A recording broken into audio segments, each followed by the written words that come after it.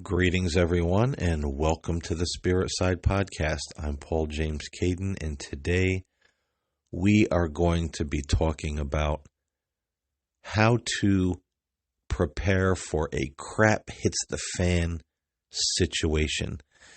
And we're going to talk about how to do this reasonably without a ton of money, because you see so many of these preppers online, and when you look at it, if you don't make a lot of money, you just feel like, my gosh, I'll never be prepared for this. I mean, it must take hundreds of dollars to be ready for this kind of situation, and I have nothing. So, the average person thinks I might as well not even bother to try to really stock up. Because it's just going to be so costly to apparently have everything that I need. And this is not entirely true. And that's why I wanted to do this episode today, because people are getting really scared with this coronavirus outbreak. I just saw in the news this morning that there were several chains, stores in New York State, that the shelves were, becoming quite bare. And there's Costco's, and there were a couple of the other kind of warehouse buy in bulk type of stores that people were really starting to hit hard. And I also saw that many of the regular chains, Walmart, Hannaford, wherever you happen to live in New York State, they're getting ready for the mad rush that this coronavirus panic is going to bring about. As of the recording of this podcast, we had our first death. I believe it was in Queens, New York, in the United States. And, it's pushing the panic button for a lot of people. And then Vice President Mike Pence comes out and says that it's okay for any of the public schools to close due to the coronavirus. So things look like they're getting ready to kind of tighten the grip, where society might be shutting down. They're thinking that we might be in a situation like China, at least for a little while, where we might not be able to get food or medicine or, go out and just get what we need, or even be out on the street. There may be curfews or, Lord knows what. And there's a lot of good people out there that they don't know what to do. As I said before, if you look online and you look at these preppers, a lot of them, are skilled in bushcraft, and, they can erect a shelter in the woods with a knife and a hatchet, in a matter of minutes. They have all these, crazy gizmos and gadgets to survive with. And as I said, the average person looks at that and says, well, hey, I'm just doomed. I don't know any of that stuff. I can't afford all of these elaborate, water filtration systems and foldable saws and, solar cells to charge, batteries and cell phones. I just don't have the wherewithal to have all that kind of stuff, or to get that kind of stuff. And now that we're seemingly a stone's throw away from, something major happening, there's certainly people are saying, I don't have the wherewithal, I don't have the money, and I don't have the time. Is it a little too late? Am I going to be okay if my town, if my county, my city, the whole entire country goes on some kind of lockdown? Well, if you're in that position, just take a deep breath, because there are ways that you can be prepared, and it's not going to cost you a lot of money. My family and I have certain things that we invested in, but once upon a time, a couple of years ago, or about a year ago, because we moved to Broome County near Binghamton, New York, about a year ago. But the things that we had purchased for survival, we lived in an area that was pretty much woods everywhere. I mean, you couldn't throw a rock without hitting a deer or a wild turkey or a rabbit or a squirrel or a woodchuck. There were little streams and ponds everywhere. So, everything was relatively close. Even if you decided to, hold up in your home, if, a crap hits the fan situation happened, you wouldn't have to travel that far to get some jugs of water. We learned how to filter water. We got some small game traps to trap rabbits and squirrels and woodchucks and, things of that nature. We got a small 80-pound crossbow pistol for small game hunting. So we had things. We got a little stove. It folds down, but you can assemble it very quickly and put twigs and pine cones and different things in there and light a fire and cook on top of it. So, we were good for the woods. But now that we moved, we're in a more rural area. And, there's some wildlife around where we are, but not like it was. And if everybody in our community, in our neighborhood, were to go out and start, looking to hunt small game or deer, it's going to become pretty sparse pretty quick where we're at. So we had to rethink, just like everybody else, think on our feet with this coronavirus thing. What are we going to do? How are we going to prepare for this? Because we're not in the environment that we were once upon a time in. And we have some things that will be useful to us now, but there are other things that we don't have. And one of the things that we were a little lax on was getting our food supply.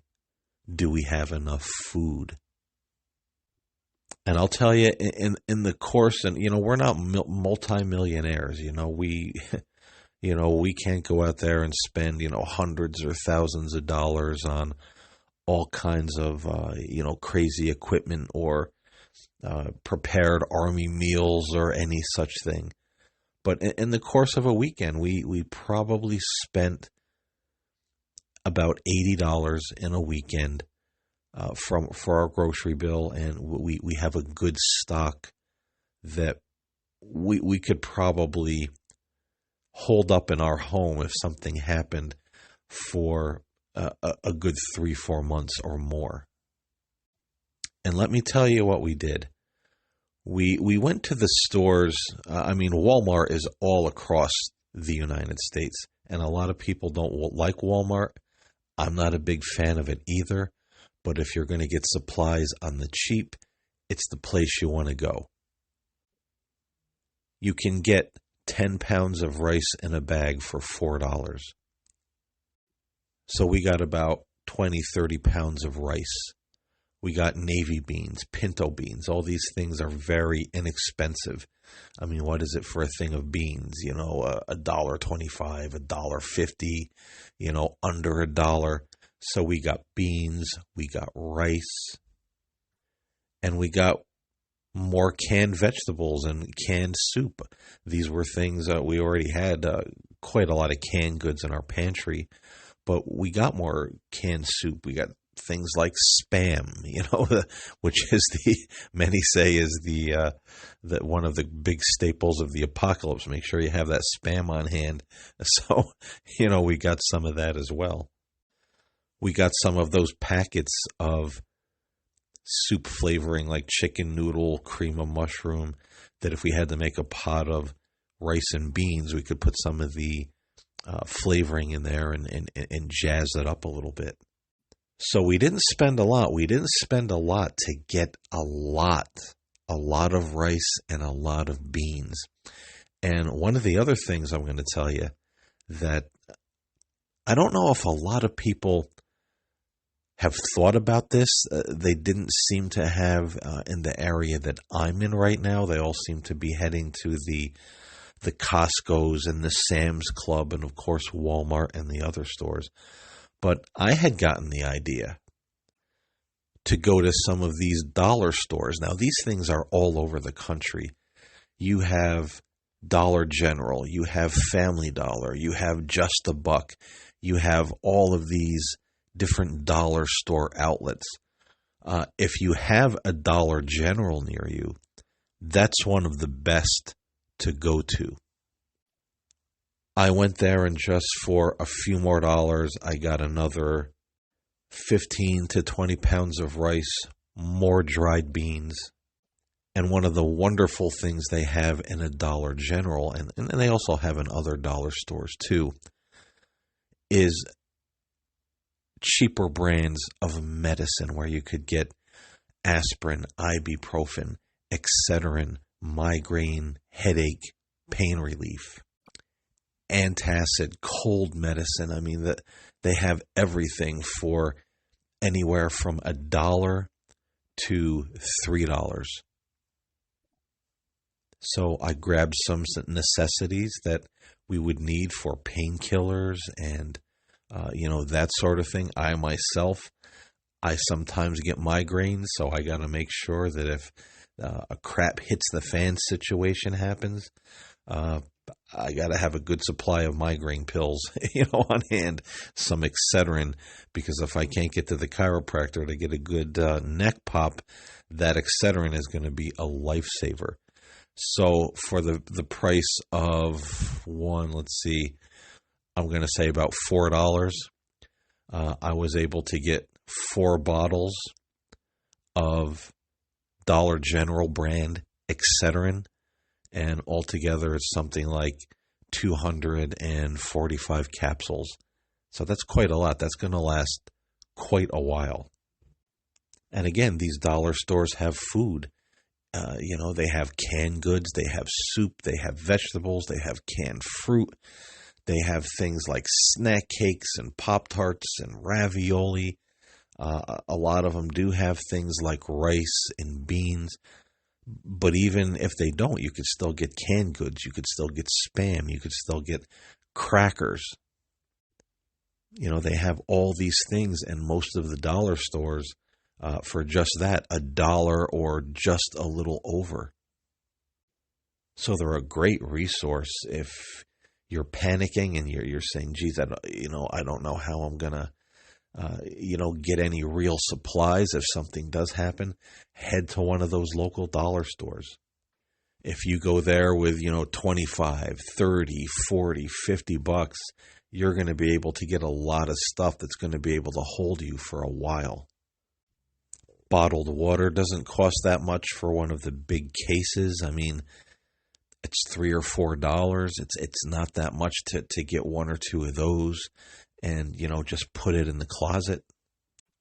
Or if you live near a source of water, you can go on Amazon, or you could go to Walmart, because I know they sell these in Walmart, in the sporting good department, are these little tiny, it's like a tube that filters water into a bag, and it's a survivalist water filtration system.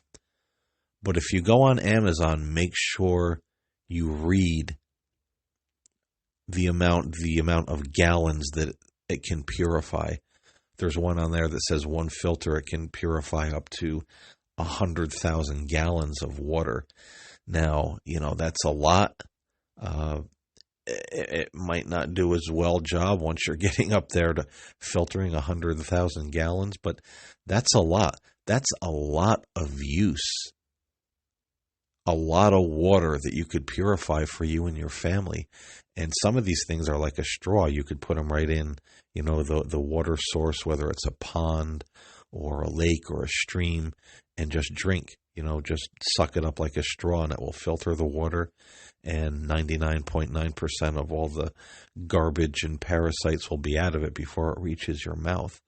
So the one I paid for, I got one on Amazon of filters. It claims to filter 100,000 gallons of water, and it only cost me $19.95. So $10-20 you can get these things in Walmart. You can get them at Amazon.com. If you can't afford a portable water filtration system, because that's one of the things people look at and say, well, geez, I only have the $30-40 to maybe go to Walmart or go to one of the dollar store outlets and get food. I don't have the extra 20 to get a water filter system, so that one I might be screwed on.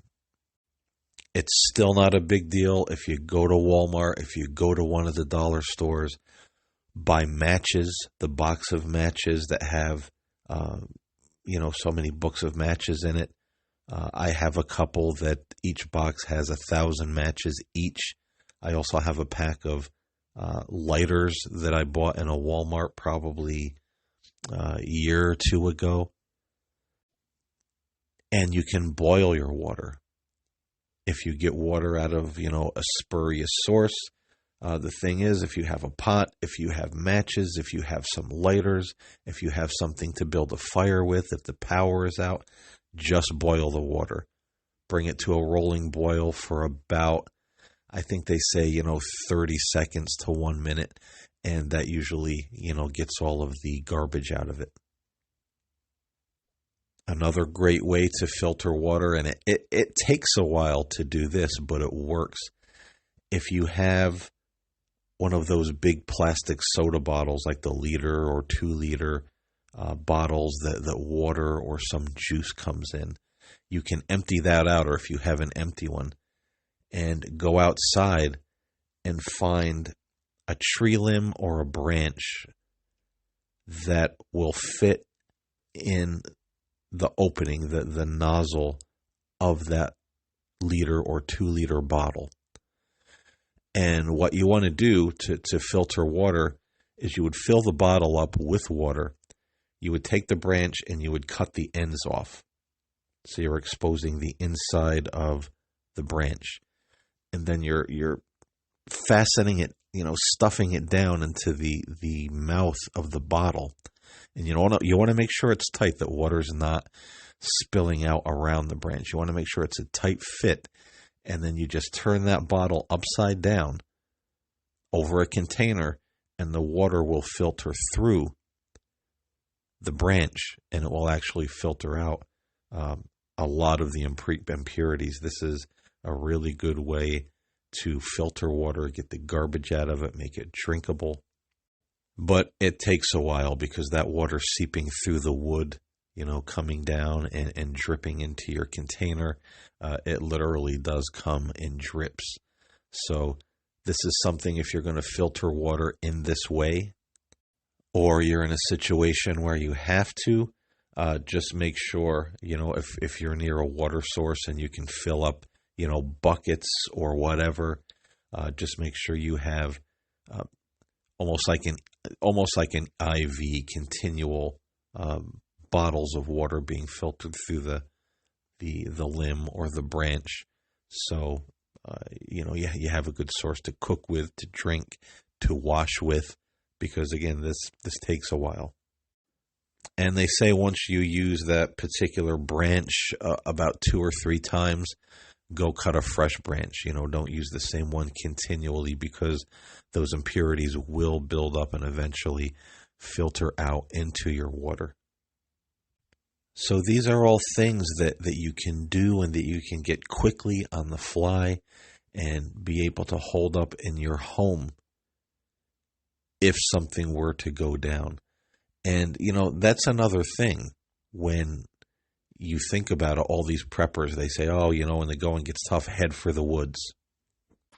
I don't know that there would be a need to head for the woods because of the coronavirus, but in the event people start taking off for the woods or parts unknown, don't necessarily feel compelled to join them. Again, these people, a lot of them are quite skilled in bushcraft. They have property, somewhere that they will retreat to. But, even those who are very skilled, I mean, the realistic thing about all of this, surviving out in nature, even if you have all of the tools you need: your knife, your axe, a tent, a sleeping bag, cordage, a water filter, filtration system. All this, you have all the gizmos in the world that you can put in a backpack, ready to eat meals, whatever you might have. Uh, it's really difficult. It's extremely difficult to survive in the wilderness, whether that be winter or summer. So when you see all of these YouTube survivalists, when it hits the fan, I'm going to be heading out to the woods and building a shelter out of branches and, eating mushrooms and, blah, da, blah. Chances are they're not going to be sitting out there in a hammock, just, sipping their filtered water, eating fresh deer meat, and it's all good with them. It's hard living. And you can look at some of these reality shows where they take people that are quite skilled at surviving in the wilderness and putting them out there in the middle of nowhere. And these people are brought to tears, men and women, because it's hard. You see in real life some people that are quite skilled at living off the land, and they go out there and they try to live in the woods or build a log cabin or whatever it is that they do, and they end up dying. And these people know a hell of a lot more,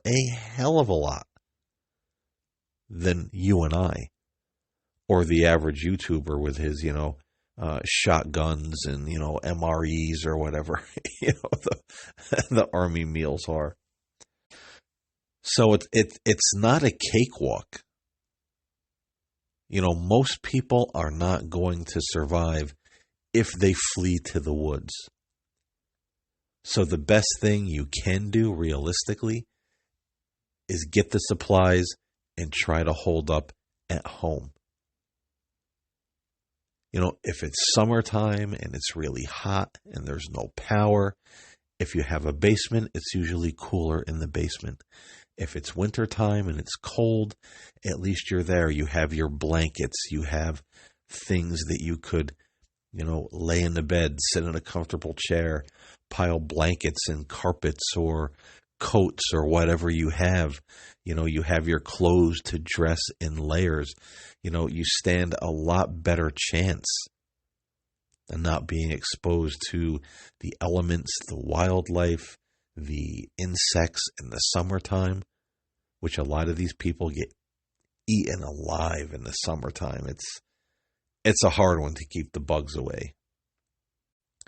So holding up in your home is probably the best option anyway, whether it's coronavirus, whether it's something else. Being able to get your supplies, get in your car, live in your car for a while if you need to. That would be option number 2 if you have a big enough car or a van. Your very last option would be to go to the woods or the mountains, because most people, no matter how skilled or how awesome they think they are,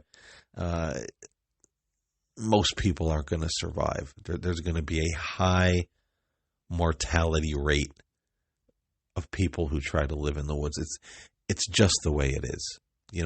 We can't romanticize, living off the land or living in the woods. It's hard. It's hard. And the best of people who, as I said, know a hell of a lot more than you and I, or the average YouTuber, or even the very skilled YouTuber, these people have got into predicaments. Some of these people have died. In a storm, in the cold, things went awry. It's very easy for things to go awry out there in the wilderness.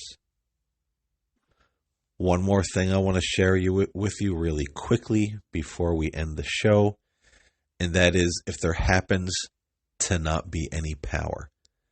Let's say that the coronavirus scare starts shutting down communities, shutting down towns, shutting down the country, We're all on quarantine. We have to stay in our homes. Going out is limited. Then what happens, God forbid, if something were to happen to the power? You've got your supplies, but what if there's no electricity? How do you cook? How do you prepare your meals? Well, most people aren't going to be able to afford, or people with money problems, I should say, aren't going to be able to afford the little portable fold-away stoves. Maybe some people wouldn't even know what to look for. Or again, they're thinking maybe it's too late. If I order this thing, is it going to get to me before it all hits the fan? Well, don't panic. There are things that you can use to cook with. And you can make a simple stove or a simple cooking mechanism out of a can. A soda can is good. A soup can is better. I would much more recommend a soup can because it's a less fuss, less muss. What you want to do, especially if you have one of those, and most people do now, we have the can openers that you put on a can, you turn the little handle and when you're done, the top of the can just comes right off like a lid. It's not jagged, it's not sharp. You just pick it up and you could actually put it right back down on top of the can, like it was a lid on top of the can. So, and then again, these can openers, you could go to Walmart, you could go to any store and get one for, probably a couple of dollars. Most people probably have them anyway. So you want to take the can off of the lid. And if you have a little Campbell size soup can, that's good. If you have Progresso, which is a bigger can, that's better.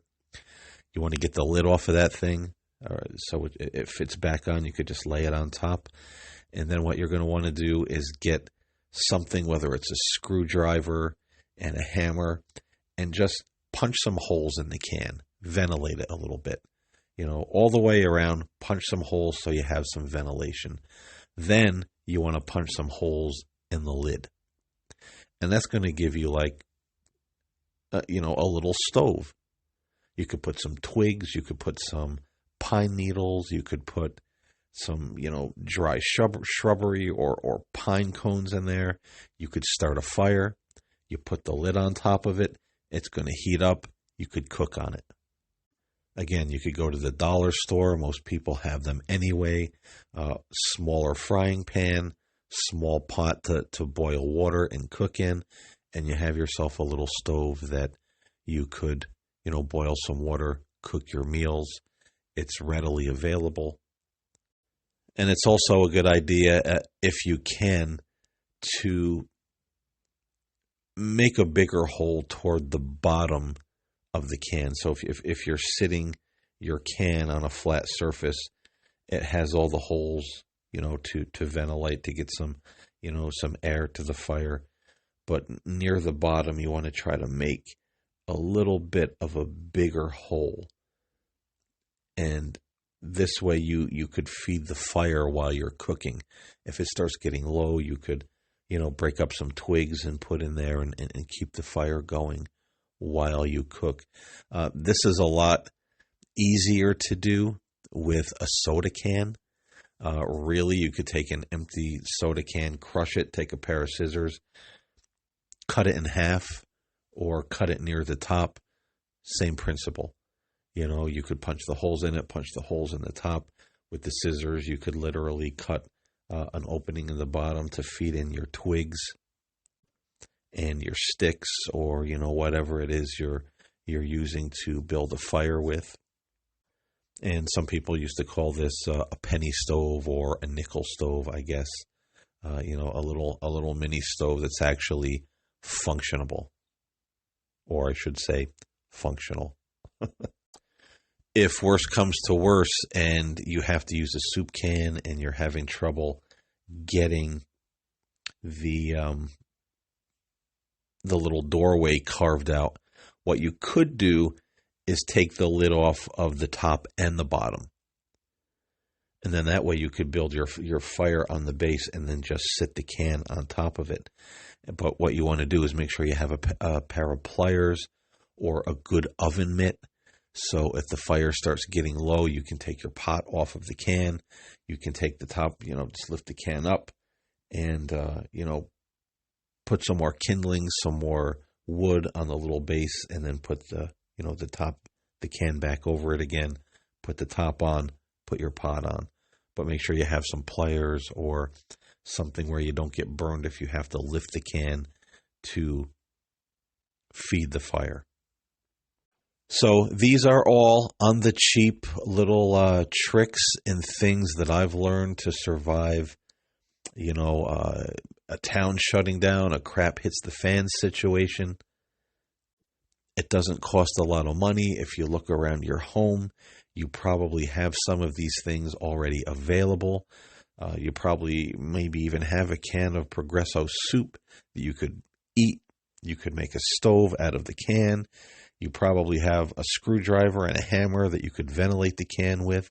You probably have a small size. Most people have a small, medium, and large frying pan set, and also with the pots. So most people have, a smaller pot that they could put on top of the can and cook in it, or a small frying pan where they could fry their food. Most people already probably have some rice and some canned goods in the cabinet or the pantry. So, there's already a jump start that most of us have on these things anyway, and then we're just adding to it. Going to the dollar store outlets, going to a place like Walmart, buying these things that are staples, that are cheap, and just being able to hold up in our homes. So these are things that me and my family did. We're not rich. We don't have a ton of money. We don't have a ton of gadgets. What we do have as far as survival gadgets, we had to save up. We had to plan when we were going to get it. Some of it we got years ago. But like I said, we've moved and, some of it's not as useful as it once upon a time was. So we had to rethink quickly, like a lot of other people. Geez, this coronavirus thing could cause a problem. How are we going to prepare for this if we need to be in our home, if we need to survive, for 3 weeks, a month, 2 months? And you'd be surprised how far a 10-pound bag of rice will go with the beans. And if you have a couple of those, 2 or 3 of those, hey, you're golden. So I hope you learned something from all of this, and I hope maybe it quelled the fears of some people out there. If you're worried about this, if you're worried about what to do, if you're thinking you don't have a lot of money to prepare or prep if something were to happen, I hope it gives you some ideas to give yourself a little bit of a leg up and, a little bit of peace of mind that you have what you need if things go sideways. And also, during something like this with a big flu season here in the United States, the coronavirus creeping in, limit your contact with people.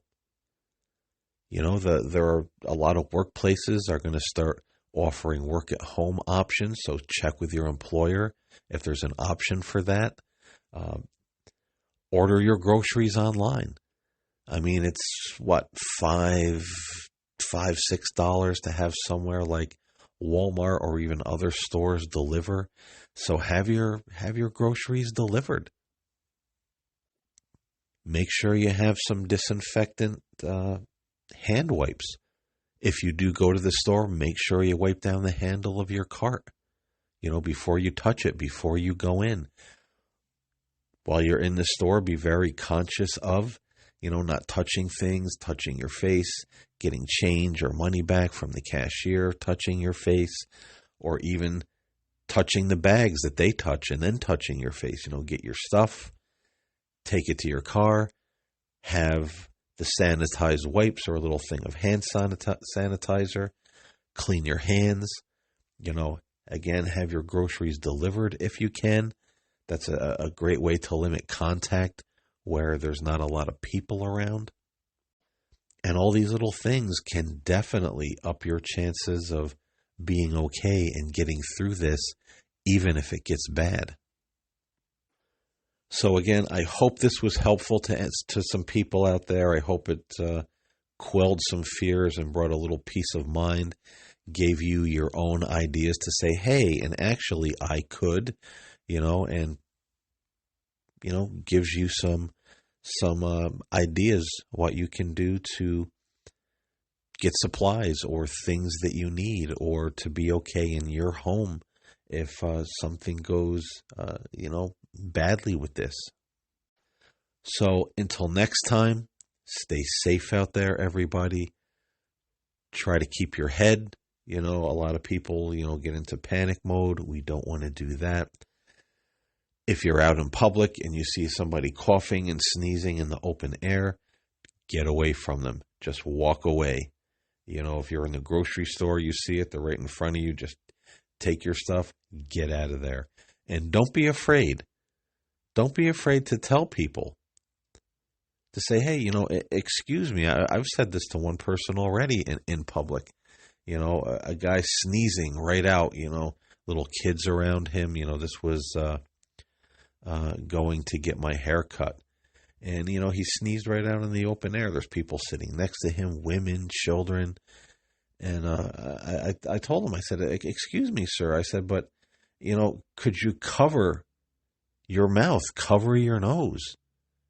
We're in the middle of, a tremendous flu season, and the county that we're in is one of the high spots of people having the flu.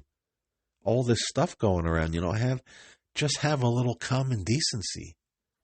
There's nothing wrong with that, because we live in a world where people don't think.